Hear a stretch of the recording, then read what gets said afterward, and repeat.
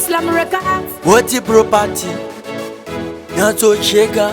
My settings, my runnings, BTK. Barubanira gutendwa ngatendwe. Oh, ndiva katirera tayaruka ana ya fore. Barubanira gutendwa ngatendwe. Jehova wangu baone. Ndiva vakatirera tayaruka kana bavanofamba baone. Barubanira gutendwa ngatendwe. Jehova wangu baone. Ndiva vakatirera tayaruka kana bavanofamba baone. Ndinoda kuvachendenezva vakaita kutichengeta kusvika zangu zaita vaisada kuti one tichiparara zvavaida kuti titevedzere gwara. Hazvisi nyore kukura kwemunhu kuchengeta munhu kusvika vemunhu pandairwara vaimhanya kuchipatara ava pevandisiya ndichiparara. Vanofanira kutendwa ngavatendwe Jehovha wangu vaonei. Ivo vakatirera tayaruka kana pavanofamba vaonei. Vanofanira kutendwa ngavatendwe Jehovha wangu vaonei. Ivo vakatirera tayaruka kana pavanofamba vaonei.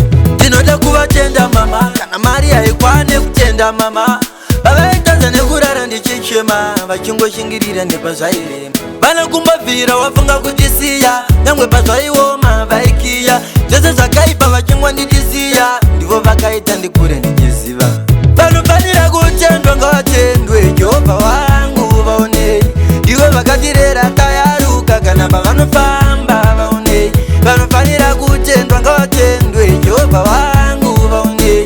Ivo vakatirera tayaruka kana pavanofamba vaonei.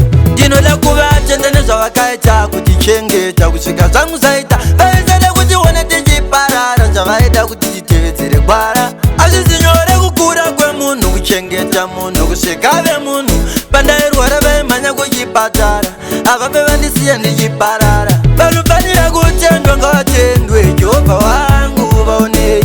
Ivo vakatirera tayaruka kana pavanofamba vaonei.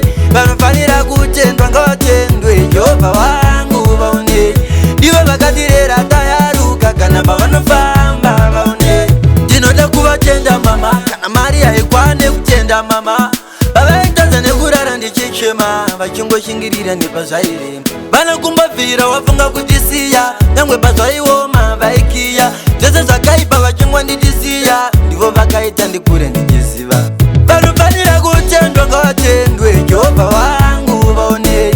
Ivo vakatirera tayaruka kana pavanofamba vaonei. Vanofanira kutendwa ngavatendwe Jehovha wangu vaonei. Ivo vakatirera tayaruka kana pavanofamba vaonei. Jehovha wangu vaonei. Kana pavanofamba vaonei. Jehovha